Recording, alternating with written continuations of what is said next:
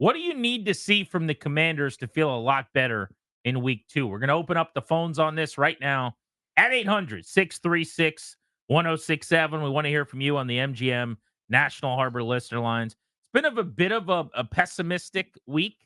Understandably, they got walloped by 17 and the game wasn't that close. But what would lead to you feeling like maybe week one was fluky, misleading, or the Bucks were just a bad matchup, and for you to feel a lot better come week two? Offense coming from the offense. I need the offense, aka Cliff Kingsbury's designs, his schemes, the concepts, everything to generate the yardage. When the game is in doubt, it can't just be Jaden Daniels here to scramble around and make everybody right. I can't have that. I can't have, with just a couple minutes left in the third quarter, more than half of the team's total yards be via Jaden Daniels scramble.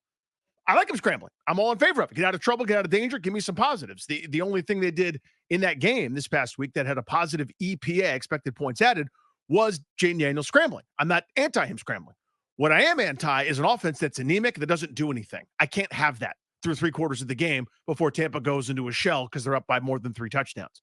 I need the offense to generate yardage. I need Eckler involved. I need the timing. I need holes poked in a vulnerable Giants defense. I need things exploited. I need yards after the catch. I need the design to yield some results. That to me is what I'm looking for this weekend. I'll start on the other side of the ball. I need a defense that makes life more difficult for the opponents.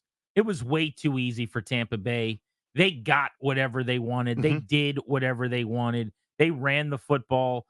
As that game went on in the second half and Washington's defense and the Heat wore down, they were able to be two-dimensional. But throughout the game, for the most part, it was just wide open real estate in the passing game. They didn't really, even though they rushed the quarterback okay, get the quarterback to the ground because they weren't able to rush with enough vision to keep Mayfield in the pocket. On the 14 targets to Godwin and Evans, 13 were completions. It was just easy money in the secondary. It was a 298-yard, 4-touchdown quarterback performance, just kind of throwing against air. I need everything to come more difficult against this defense. The old adage used to be defend every blade of grass, right? You want them to earn and work for everything.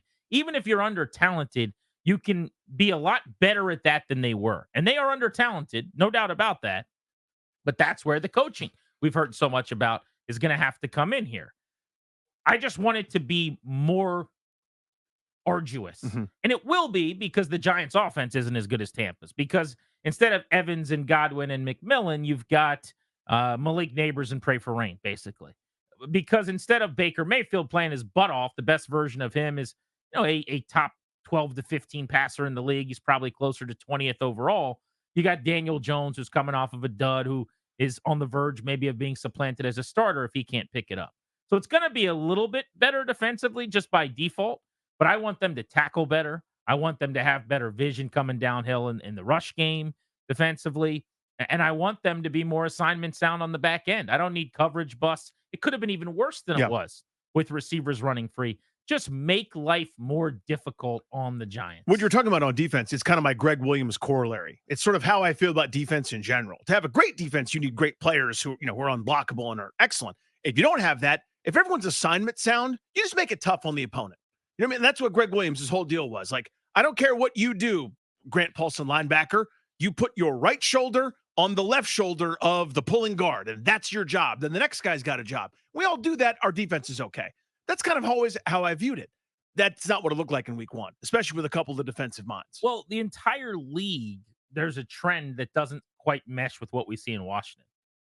And what I mean by that is it's gotten harder to throw the football since last season in the NFL. It's been the easiest it ever was before over the last several years. The getting's been good at the quarterback position.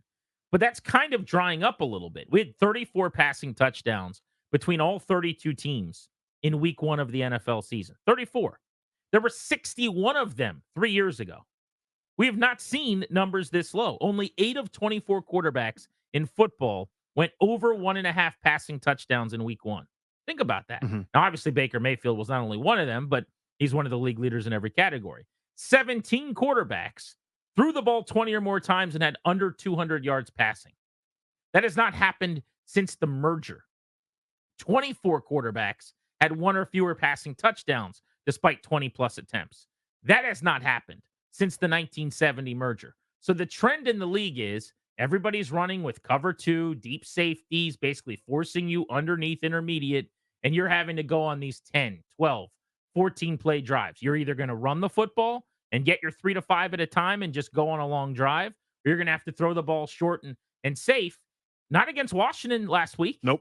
They didn't get with the program. Not against Washington at any point last year where this was the trend in the league. So I don't know why they can't do that.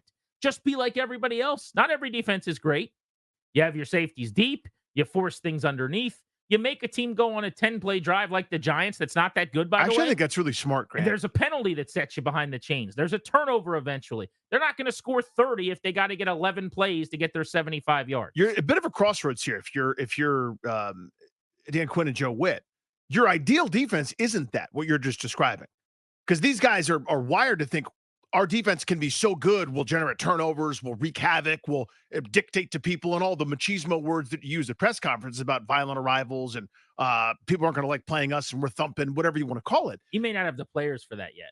And that's kind of my point, is this may be a swallow your ego time and go, you know what? We're going to have to give some stuff up.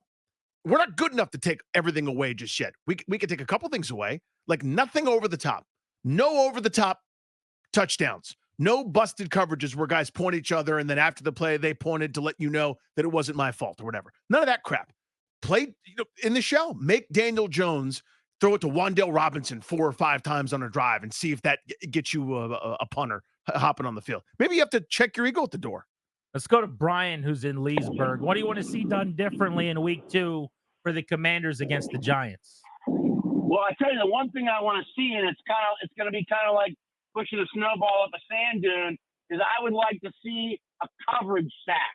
I know that's near impossible, but that's one thing I'd like to see. And the other question I have for you guys is, do I have to go to a specific gate at the stadium to pick up my waffles? Great question. Or can you get them anywhere? It's a great question. It's a great question. Brian. Thank you. Thank you. Which gate was it? Do we know? It is there's a I think it's called the supermarket gate. Supermarket. I think you have to go to that one. I think there's like a Wawa gate. Maybe you could Yes. buy some frozen ones. Bisquick in the supermarket. I believe is the only place Go to to get your waffles. Wegmans. Kevin's in Arlington. Hello, Kevin. How are Great you? answer, Hey, happy Friday, boys. buddy. Yeah, I just read something that our expected points added on D was a negative 16 plus. We were 32nd, boys, 32nd in the NFL in the opening weekend. Now, I've talked on this station with you guys before about the significant investment on D, from coaching to free agents to draftees and to the salary cap allocation. That is unacceptable. Part of that, obviously, is we didn't get them off the field on third down, et cetera. But I am expecting a completely different performance defensively, because if we don't get that, what are we doing here? The offense is going to be fine over time, I think. It's got obvious limitations at wide out, et cetera. But they're not the problem. It's defensively a huge problem. And I can't accept it anymore. I'm pissed. Appreciate you, buddy. Thank you, bud. I'm not digging into the rankings after a game. After 2 games, I'll look at them. After 3, I'll start caring about them. So it's a little early for me. I think they're 29th in yards per play defensively, but not really on my radar just yet. Because as an example, the Ravens are 31st. I think they're going to be a really good defense. They played the Chiefs in the first game of the season, kind of got to a point where it was a little bit of a shootout back and forth at the end of the game. So some of that can just be matchup and weird stuff. But I understand the frustration for sure. Yeah. That it was as bad as it was in the secondary. They don't have Emmanuel Forbes. They're going to run more Michael Davis, more Noah Igbenogany. Maybe that helps.